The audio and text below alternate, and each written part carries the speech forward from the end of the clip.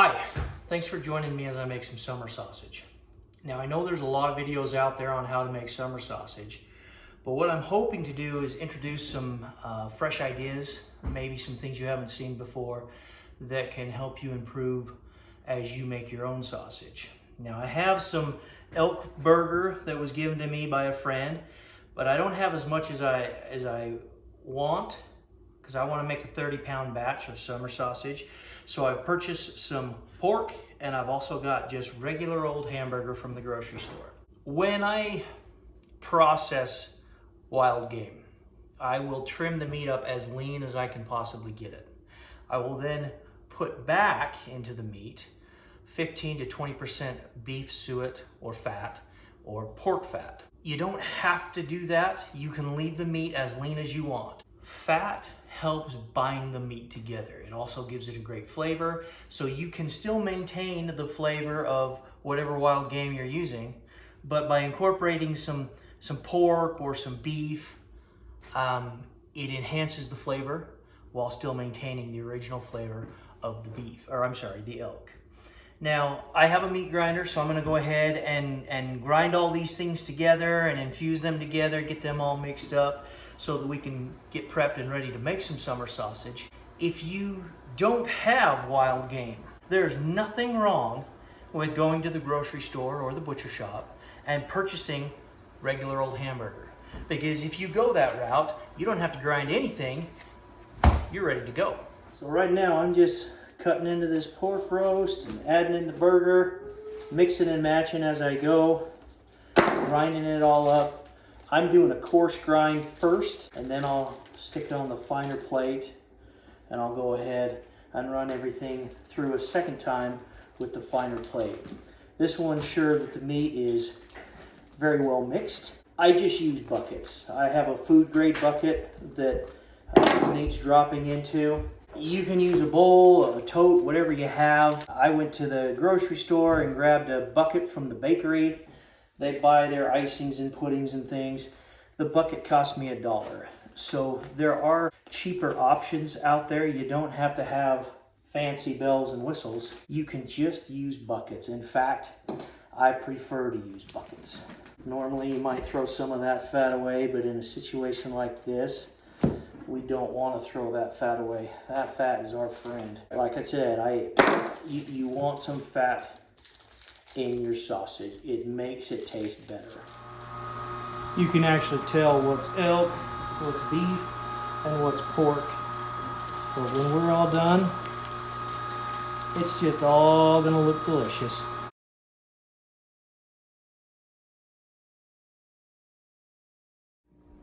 All right, so I've run everything through the coarse grind first. One thing you need to make sure you're doing, keep your meat cold, cold, cold, cold. It should hurt your hands when you mix this stuff up because it's so cold. I'm going to grind this up second time out, and then I'm going to go ahead and get this outside where it's cold and keep this meat cool while I prep for stuffing sausage.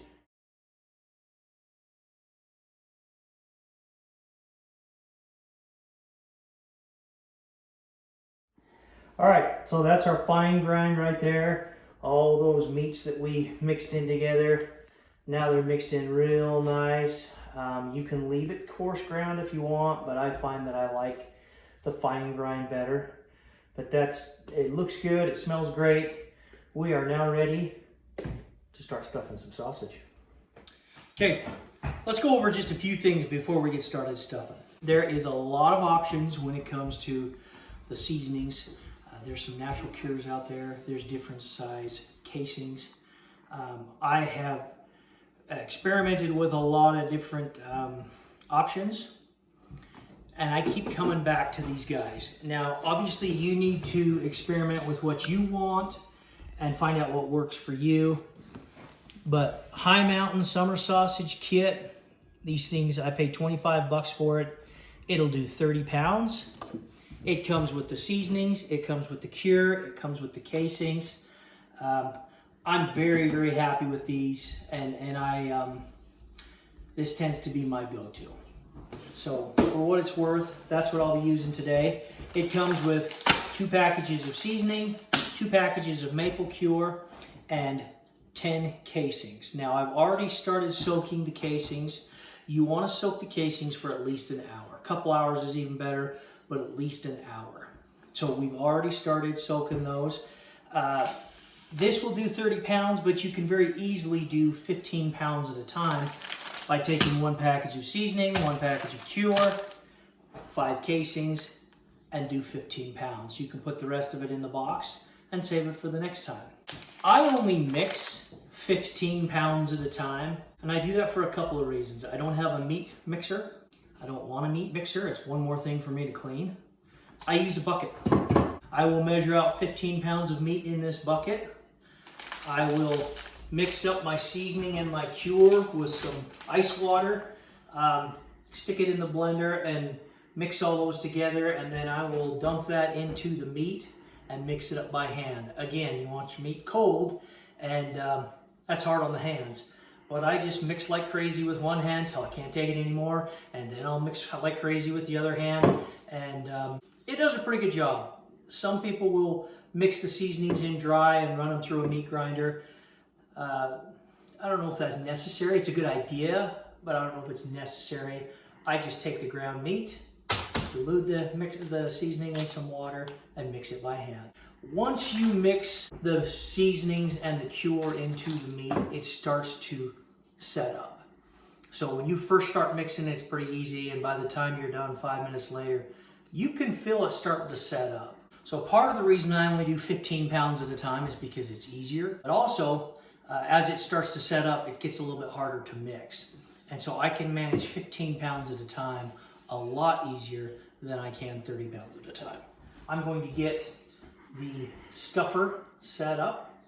I'm going to get the meat mixed up, and then we're going to start doing some stuffing. There is a wide variety of sausage stuffers out there. If you have a meat grinder, some of them come with stuffing tubes.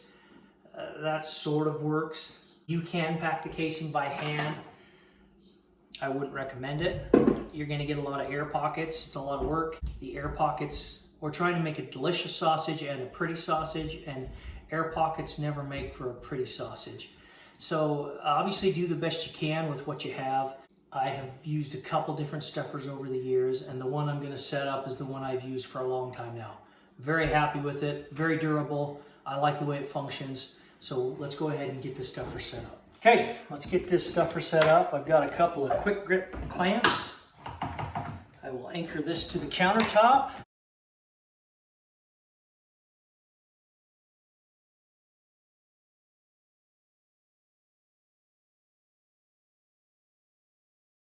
It has kind of a wet frost look to it because I just brought it in from outside. That's a good thing because we want to keep our meat cold.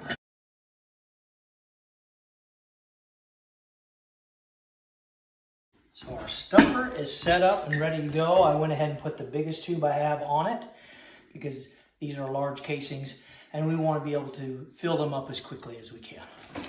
All right, let's get a little bit of cold water in there.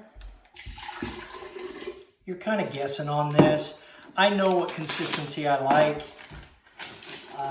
Part of that is just experience, but even I will add more or less, well, not less, add a little more water if I need to. We'll go ahead and let that mix up.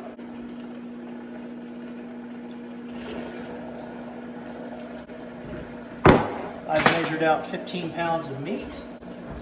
I have washed my hands and my forearms. Once you start, you just go hard and fast. It's cold, but it is what it is. I'm actually going to move down on the floor because I get better leverage for mixing it up. I will also take just a little bit of water once I dump this out and just kind of clean off the outside to make sure we're getting all the spices and cure out of the mix. Dump that in there. Make sure we got all that goodness. Okay. The meat will actually start to change color as the spices and cure infuses into the meat.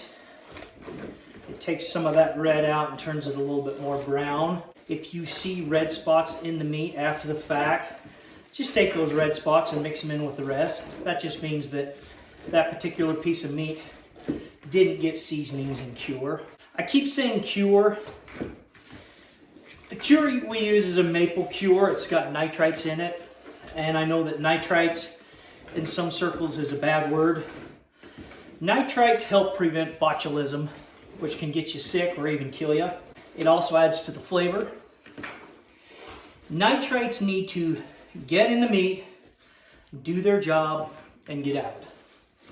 For that reason, your sausages need to cure 12 to 24 hours. I usually put mine in at night, do my sausages at night, and then the next morning, whew, that's getting cold, I'll put it on the smoker. That allows those nitrites to do their job. If you don't allow it to cure, the nitrites aren't doing what they're supposed to do, and you actually are utilizing something prematurely, meaning it's not good for you, it's not healthy for you. So let the nitrites do their job. Let the cure do its job. Let this stuff sit overnight, 12 to 24 hours, and that way it can do what it's supposed to. Okay, you can see that's a little, well, I don't know if you can see it or not, it's kind of a red chunk. I've got this mixed real good, but there are a few little red chunks. Part of that's because this meat is slightly frozen, which is good, but it's cold. We're just about there. That looks good. We have good consistency. We have good color. I can't feel my hands. We're there. All right, we're gonna stuff the stuffer. You want to take balls of meat, and then you want to pack it into the stuffing hopper. Okay, and the reason for that is we don't want air pockets. Again, pretty sausage. Pretty sausage doesn't have air pockets. So I will actually pack it down with my fist as I go, trying to eliminate air pockets.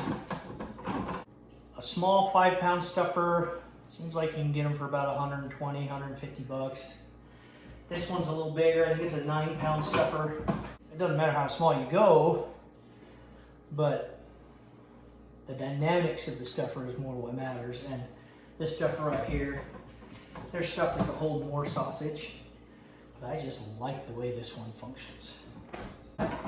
So with the stuffer, there's a gasket around the top, which prevents the meat from squishing out the top, which means the meat only has one way to go, and that's out. We've got it filled up, and now we can get ready to stuff some sausage. All right, everyone needs a good assistant, so I've asked my son to help with the stuffing. Took the casing out of the bowl that it's been soaking in. I actually rinsed it out as well. I'm gonna slide this over the tube, and I'm gonna hold the casing back and allow that meat to pack in there nice and tight. I'm not going extreme. Again, you gotta get a feel for this, but I wanna fill it up fairly snug, okay? All right, buddy, go for it. Is it this way? It's that way. Okay. So, there we go.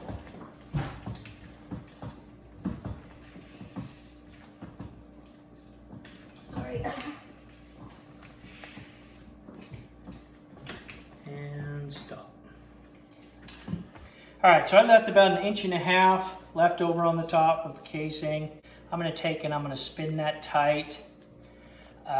I use 1/2-inch hog rings here. You don't have to use a hog ring, but it frees me up to do other things with the hog ring on there. Use a 1/2 inch on these bigger casings. If you use a small 3/8, you could puncture the casing, and if you do that, that's where your casing is going to explode and open up. Don't puncture that casing with the hog ring. I flare that out. I will then take a piece of cotton string. You want to use cotton on this part because cotton doesn't slide. I do a granny knot, left over right, above the hog ring. Pull that tight. Then I flare this out and I do a square knot. Left over right, right over left. What I've done is I've made it to where there's a knot here and there's a knot here, and it won't allow that meat to squish out this way. If you want, you can do a square knot on the top, and now you can hang it from this side if you want. You don't have to, because this side is already tied off and you can hang it from that twine.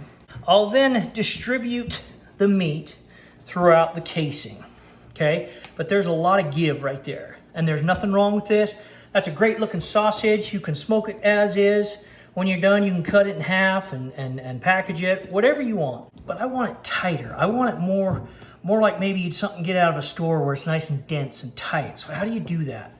I never could figure it out.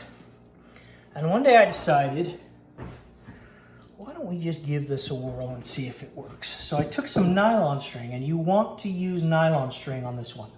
You want it to slide against itself on this one. Took some nylon string and I tied a clove hitch in the middle of the casing. What's a clove hitch? You can see that I've created an X with my string, okay? Now if I take this string and I slide it, well, let's do this one here. It's got to be the one on the underside. And I slide this thing underneath that X, I now have a loose end between the X here and a loose end between the X here. That's a clove hitch, okay? And if I slide this down to about the center of the sausage casing, now I'm gonna pull this, and it's gonna put a lot of strain on that casing, okay? It's also gonna put a lot of strain on my fingers. Take some cheap gloves, cut off the fingers, put them on your pinkies, and now you can pull that nice and tight, okay? And I'll go ahead and do a square knot, just for a safety knot. I will then cut off the excess, and you now have a sausage that's much tighter, that's crimped on both ends. It just makes for, in my opinion, a superior sausage. You still utilize the casing very efficiently, but now you just made the meat tighter, okay? That's a trick I came across years ago, and I've never gone back. I absolutely love this. Give it a try.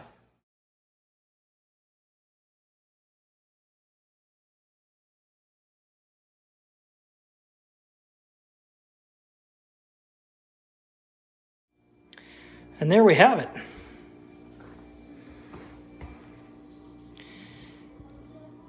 Let me get my fingers out of the way. 10 of the prettiest summer sausages you'll ever see. Actually 20 by the time we're finished. You're welcome to utilize whatever meat may be left in the stuffer. However, make sure you give it that 12 to 24 hours to let that cure do its job. Have it for breakfast or dinner the next day. All right. Stick these in the refrigerator or a cool, dry place, and then tomorrow we'll get them on the smoker and we'll pick up from there. Good morning. I came out this morning and turned on the smoker.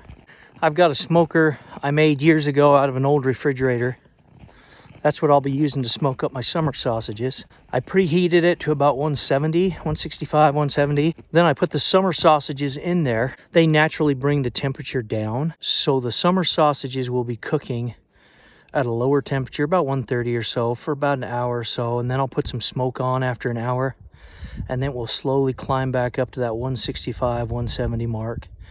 When I reach an internal temperature of 156, you want to shut it down. Anything beyond that, you are overcooking your sausages.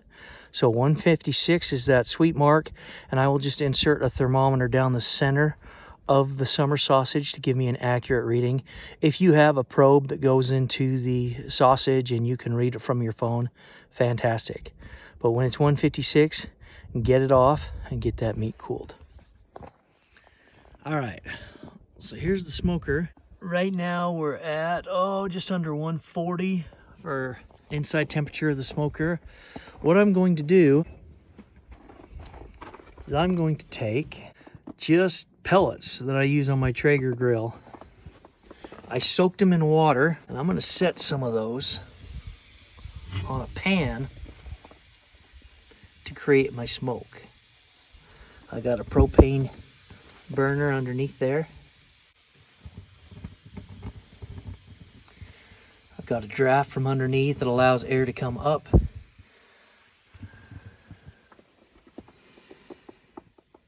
And then out the top. So I get a little bit of constant airflow. So I will close this thing up, and I will periodically check on this thing throughout the day. 156, as soon as I got 156, I'll shut it down. She's not much to look at, but that thing runs like a champ. All right, well, we're back out here. You can see that the temperature is, about 165, right where we want it to be. The sausage has been on for about 5 hours now. I'm gonna go ahead and put some fresh wood chips on there. I'm gonna talk about a few things while we still have daylight, because by the time these sausages are done, it will be dark out here. It could take 6 hours, it could take 16 hours. You know, there's some flexibility there. We're not gonna be done yet, but I'm gonna show you some things that we're gonna be looking for when they are finished. First thing I'm gonna do is get rid of these old wood chips. I'm gonna put on some fresh ones.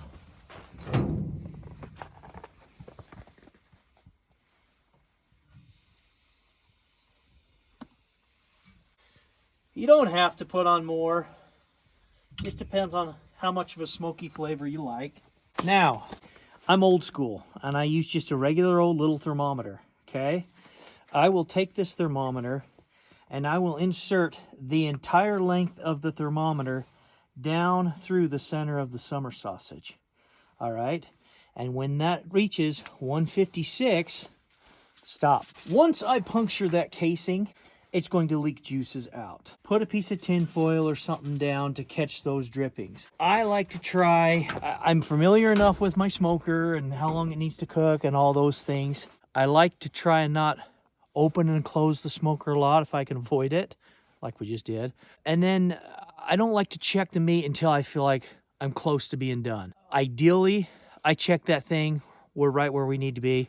I pull them off and I chill them. But if we're not quite there, I don't want those juices dripping into the bottom of my smoker. On the other hand, you don't want to let it go too long. If it goes too long, it gets too hot. The fat in the meat actually turns to gel.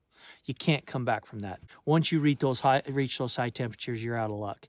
Your sausage also becomes dry and gets crumbly. You can get away with 160, maybe 165. You start creeping up too high, your sausage is going to get away from you, and you will have an inferior sausage. So I'll come out here in another couple hours when I think it's ready, and then I'll pull these things off and immediately get them cooled. Well, that's it. The sausages are done cooking.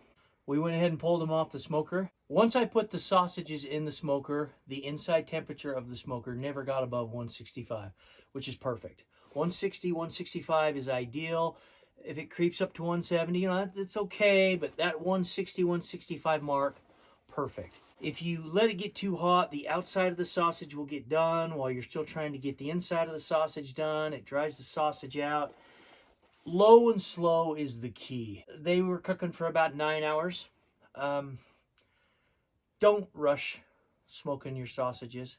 It takes some time, and if you can leave it at those lower temperatures, you're going to get a better product.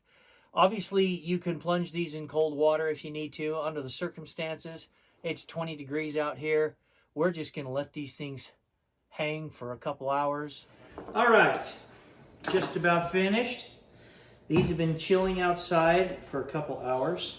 I'm going to go ahead and slice off the strings. What you want to do is leave out whatever you're going to eat over the next 2 weeks or give away to people.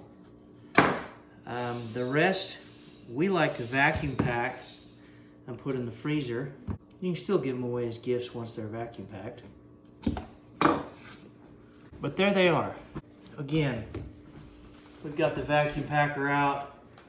We'll go ahead and vacuum pack these. We're invested into these things. We want to make sure we protect them, so we'll vacuum pack them and put them in the freezer. Now, I told you that I wanted to show you how to make not only a delicious sausage, but a good looking sausage. Well, there's a good looking sausage. We have no idea if it's any good. So what we're gonna do is we're gonna peel the casing off one of these. We're gonna taste this thing. Come here, buddy. It actually peels off better once it's been. You're gonna taste test it? We're gonna taste test it. You cool with that? Yeah. Get that casing peeled off. Just a nice And then you can cut it to your desired thickness. sausage. Alright, let's try it.